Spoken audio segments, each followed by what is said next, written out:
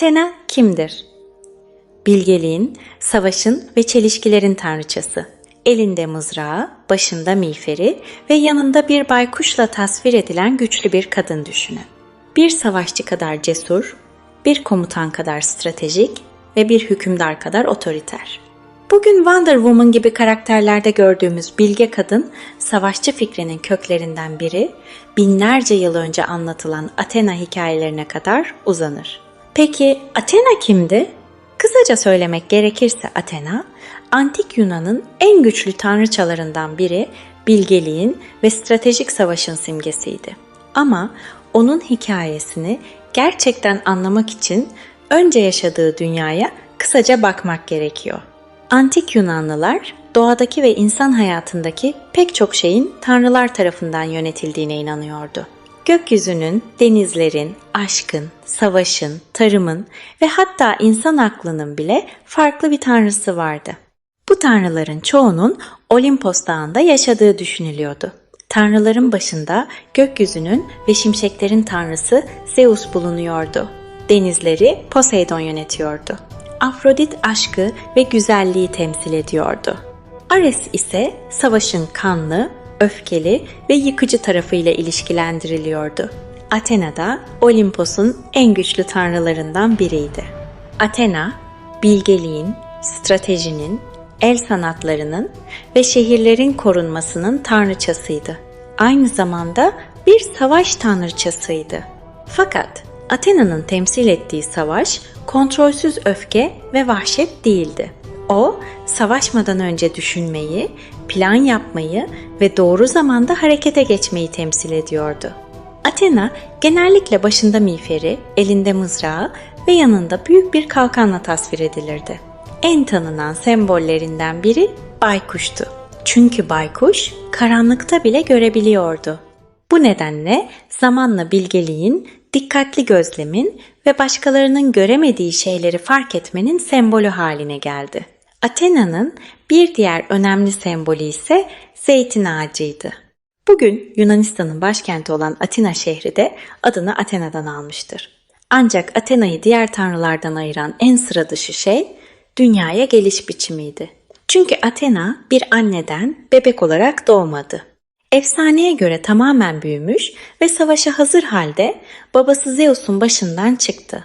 Hikaye Metis adlı bir Titan tanrıçasıyla başlar. Metis, Okyanos'un kızlarından biri, yani bir okyanit olarak anılır. Zekayı, bilgeliği ve kurnazca düşünme yeteneğini temsil ederdi. Aynı zamanda Zeus'un ilk eşiydi. Bir gün Zeus, Metis hakkında korkutucu bir kehanet duydu. Kehanete göre Metis önce son derece güçlü bir kız çocuğu doğuracaktı. Daha sonra dünyaya getireceği erkek çocuk ise babasından daha güçlü olacak ve Zeus'u tahtından indirecekti. Bu kehanet Zeus'un en büyük korkusunu canlandırdı. Çünkü Yunan mitolojisinde oğulların babalarını devirmesi daha önce de yaşanmıştı. Zeus, kendi babası Kronos'u yenerek tanrıların lideri olmuştu. Kronos da daha önce kendi babası Uranos'a karşı ayaklanmıştı. Zeus aynı kaderi yaşamak istemiyordu. Bu nedenle Metis'i kandırdı ve onu bütünüyle yuttu. Böylece doğacak çocukları kontrol altına aldığını düşündü. Fakat Metis o sırada Athena'ya hamileydi. Bir süre sonra Zeus'un başında korkunç bir ağrı başladı. Ağrı giderek şiddetlendi. Öyle ki Zeus'un çığlıklarının bütün Olimpos'ta duyulduğu anlatılır. Sonunda ateşin ve demirciliğin tanrısı Hephaistos büyük bir baltayla Zeus'un başını açtı. Tam o anda Zeus'un başından savaş naraları atan bir kadın çıktı. Bu kadın Athena'ydı. Üstelik bir bebek değildi. Tamamen büyümüş, başında miğferi, elinde mızrağı ve üzerinde zırhıyla savaşa hazır bir tanrıçaydı. Hikayenin bazı anlatımlarında Zeus'un başını Hephaistos yerine başka bir tanrı açar. Ancak anlatıların çoğu temel noktada birleşir. Athena, babası Zeus'un başından tamamen silahlı bir şekilde doğmuştur. Bu sıra dışı doğum Athena'nın özelliklerini de simgeliyordu. O, Zeus'un başından çıkmıştı. Yani düşüncenin, aklın ve kararların bulunduğu yerden doğmuştu. Annesi Metis ise bilgeliği ve zekayı temsil ediyordu. Athena böylece Zeus'un gücüyle Metis'in bilgeliğini bir araya getiriyordu. Athena, Yunan mitolojisindeki tek savaş tanrısı değildi. Savaşla ilişkilendirilen bir diğer önemli tanrı Ares'ti. Fakat Athena ile Ares, savaşın birbirinden tamamen farklı iki yönünü temsil ediyordu. Ares, savaşın öfkesini, şiddetini ve kanlı tarafını simgeliyordu. Onun için savaş, saldırı, gürültü ve yıkım demekti. Athena ise savaşın stratejik yönünü temsil ediyordu. Bir savaşa düşünmeden girmezdi. Önce durumu inceler, plan yapar ve rakibinin zayıf noktalarını bulurdu. Daha sonra doğru anı bekler ve harekete geçerdi. Ares savaş meydanındaki öfke ise Athena komutanın zihnindeki plandı. Bu nedenle Athena yalnızca askerlerle ilişkilendirilmiyordu. Aynı zamanda yöneticilerin, zanaatkarların, dokumacıların ve şehirlerini korumak isteyen insanların da tanrıçasıydı. Athena'nın en önemli hikayelerinden biri Atina şehrinin koruyucusu oluşunu anlatır. Efsaneye göre Athena ve deniz tanrısı Poseidon yeni kurulacak büyük bir şehrin koruyucusu olmak istiyordu. Şehir halkı iki tanrıdan kendilerine birer armağan sunmasını istedi. En değerli armağanı veren tanrı şehrin koruyucusu olacaktı. Önce Poseidon öne çıktı. 3 dişli asasını yere vurdu. Topraktan güçlü bir su kaynağı fışkırdı. Fakat bu su tuzluydu. İçmek veya tarlaları sulamak için kullanılamıyordu. Bazı anlatılarda Poseidon'un insanlara ilk atı armağan ettiği de söylenir. Daha sonra Athena öne çıktı. Mızrağını toprağa dokundurdu. Topraktan bir zeytin ağacı büyüdü. Zeytin ağacı insanlara yiyecek sağlayabilirdi.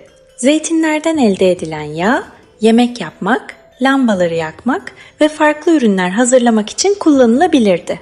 Ağacın odunundan da yararlanılabilirdi. Üstelik zeytin ağacı uzun yıllar yaşayabilir ve kurak topraklarda bile büyüyebilirdi. Şehir halkı Athena'nın armağanını daha yararlı buldu. Böylece şehir Athena'nın korumasına verildi. Şehre de onun adı verildi. Athena. Bu hikaye aslında iki farklı güç anlayışını karşılaştırıyordu. Poseidon'un armağanı doğanın ham ve kontrol edilmesi zor gücünü temsil ediyordu. Athena'nın zeytin ağacı ise üretimi, planlamayı ve uzun vadeli düşünmeyi simgeliyordu. Athena'nın kazanması, aklın ve üretkenliğin kaba kuvvete üstün gelmesi olarak yorumlandı. Athena birçok ünlü Yunan kahramanına da yardım etti. Bunlardan biri Perseus'tu. Perseus, bakışlarıyla insanları taşa dönüştürebilen Medusa'yı öldürmekle görevlendirilmişti. Athena, Perseus'a parlak yüzeyli bir kalkan verdi.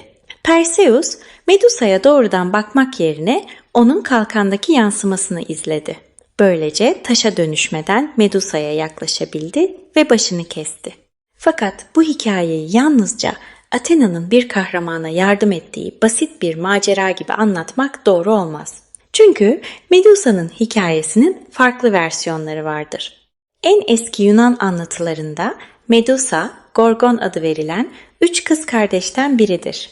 Kardeşlerinden farklı olarak ölümlüdür. Bu erken kaynaklarda, örneğin Hesiodos'un Teogonyası'nda, Medusa'nın açık bir dönüşüm hikayesi anlatılmaz. Gorgonlar genel olarak korkunç varlıklar olarak tasvir edilse de Athena'nın Medusa'yı insandan canavara dönüştürmesi gibi bir olay bu erken anlatılarda bulunmaz. Fakat yüzyıllar sonra Romalı şair Ovidius tarafından anlatılan versiyonda Medusa'nın geçmişi oldukça farklıdır. Bu anlatıya göre Medusa başlangıçta güzel bir genç kadındır. Deniz tanrısı Poseidon, Athena'nın tapınağında Medusa'ya saldırır. Fakat olayın ardından cezalandırılan Poseidon olmaz. Athena, Medusa'nın saçlarını yılanlara dönüştürür. Medusa'nın yüzüne bakan herkes artık taşa dönüşecektir. Daha sonra Athena, Perseus'un Medusa'yı öldürmesine yardım eder. Perseus, Medusa'nın kesilmiş başını Athena'ya verir. Athena da bu başı kendi kalkanının veya koruyucu zırhının üzerine yerleştirir. Bugünün gözünden bakıldığında bu anlatı son derece acımasız ve adaletsiz görünür. Çünkü Poseidon gibi güçlü bir erkek tanrıya dokunulmazken saldırıya uğrayan Medusa cezalandırılır. Bu nedenle modern yorumlarda Medusa çoğu zaman bir canavardan çok haksızlığa uğrayan ve gücü elinden alınan bir kadın olarak ele alınır. Bazı yeni anlatılarda Medusa'nın yılanlı saçları bir ceza değil, onu bir daha kimsenin incitememesi için verilen koruyucu bir güç gibi gösterilir. Ancak bu yorumun antik kaynaklardan değil, günümüzde yapılan yeniden anlatımlardan geldiğini belirtmek gerekir. Medusa'nın hikayesi Athena'nın ne kadar çelişkili bir karakter olduğunu gösterir. Athena bilgeliği temsil ediyordu. Fakat her zaman merhametli veya adil davranmıyordu. Kendi otoritesini ve kutsal alanını korumak için çok daha güçsüz insanlara karşı acımasız olabiliyordu. Bu karanlık tarafını gösteren bir diğer hikaye de Arakne'nin hikayesidir. Arakne son derece yetenekli bir dokumacıydı. Hatta kendisinin Athena'dan daha iyi olduğunu iddia ediyordu. Athena bu meydan okumaya öfkelendi ve ikisi arasında bir dokuma yarışması yapıldı. Arakne'nin dokuduğu eser, tanrıların insanlara karşı yaptığı haksızlıkları gösteriyordu. Athena yalnızca Arakne'nin yeteneğine değil, onun tanrıları eleştirmesine de öfkelendi. Hikayenin sonunda Arakne bir örümceğe dönüştürüldü. Bu hikaye, Antik Yunan dünyasında bir insanın tanrılara meydan okumasının ne kadar tehlikeli görüldüğünü anlatıyordu. Fakat günümüzde Arakne'nin hikayesi güçlü bir otorite karşısında sanatını ve sözünü savunan bir kadının cezalandırılması olarak da yorumlanabilir. Athena'yı yalnızca modern anlamda güçlü, bağımsız ve zeki bir kadın olarak görmek bu nedenle eksik kalır. Athena güçlüydü ama gücünü her zaman güçsüzleri korumak için kullanmıyordu. O aynı zamanda devlet düzenini, otoriteyi ve Zeus'un kurduğu tanrısal sistemi temsil ediyordu. Babası Zeus'a sadıktı ve çoğu zaman mevcut düzenin yanında duruyordu. Bu yüzden Athena günümüzde hem kadın gücünün sembolü olarak görülebilir hem de erkeklerin egemen olduğu bir düzen içinde güç kazanmış fakat diğer kadınlara her zaman dayanışma göstermemiş bir figür olarak eleştirilebilir. Athena'nın en ünlü tapınağı Atina'daki Akropolis tepesinde bulunan Partenon'du. Partenon, şehrin koruyucu tanrıçası olan Athena için inşa edilmişti. Tapınağın içinde Athena'yı tasvir eden devasa bir heykel bulunuyordu. Bu heykele Athena Parthenos adı verilmişti. Altın ve fil dişinden yapılan heykelde Athena başında miğferi ve elinde zaferi temsil eden küçük bir tanrıça figürüyle gösteriliyordu. Orijinal heykel günümüze ulaşmadı. Ancak Parthenon hala Atina'nın ve Antik Yunan uygarlığının en tanınan sembollerinden biridir.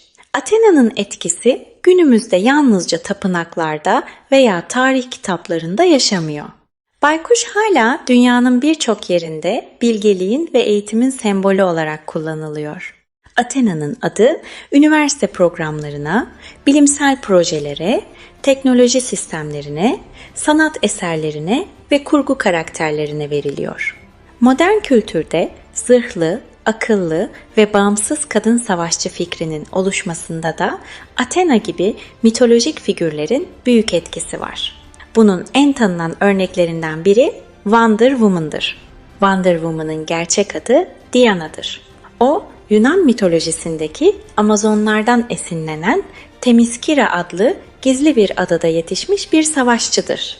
Amazonlar yalnızca kadınlardan oluşan efsanevi bir savaşçı topluluğu olarak anlatılır. Wonder Woman hem büyük bir savaşçı hem de barışı savunan bir kahramandır. Bu yönüyle Athena'nın stratejik savaş anlayışını hatırlatır. Savaşabilir. Fakat amacı yalnızca düşmanlarını yok etmek değildir. Gerçeği ortaya çıkarmak, insanları korumak ve mümkün olduğunda savaşı sona erdirmek ister. Wonder Woman'ın resmi tanıtımlarında onun Athena kadar bilge olduğu özellikle vurgulanır. Çizgi romanların bazı versiyonlarında Athena Diana'ya rehberlik eden veya Amazonları koruyan bir tanrıça olarak da karşımıza çıkar. Athena'nın karşıtı sayılabilecek Ares ise Wonder Woman hikayelerindeki en önemli düşmanlardan biridir. Ares savaşı, nefreti ve yıkımı büyütmek ister. Wonder Woman ise gücünü barışı korumak için kullanmaya çalışır. Böylece Athena ile Ares arasındaki eski karşıtlık modern bir süper kahraman hikayesinde yeniden ortaya çıkar. Ancak Wonder Woman ile Athena arasında önemli bir fark vardır. Athena çoğu antik hikayede düzeni ve otoriteyi korur. Wonder Woman ise gerektiğinde mevcut düzeni sorgular ve haksızlığa uğrayanların yanında durmaya çalışır. Bu bakımdan Wonder Woman, Athena'nın zekası ve savaşçı gücüyle modern dünyanın eşitlik ve adalet düşüncelerini bir araya getiren bir karakterdir. Athena'nın hikayesinin binlerce yıl sonra hala anlatılmasının nedeni belki de onun kusursuz olmamasıdır. O hem bilgeliğin hem de savaşın tanrıçasıdır. Hem şehirleri korur hem de kendisine meydan okuyanları acımasızca cezalandırır. Kahramanlara yol gösterir ama Medusa ve Arakne gibi kadınlara merhamet göstermez. Aklı temsil eder ama her zaman adil davranmaz.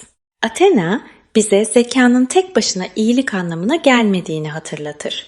Bir insan çok akıllı, güçlü ve stratejik olabilir. Fakat asıl önemli olan bu gücü kimin için ve ne şekilde kullandığıdır.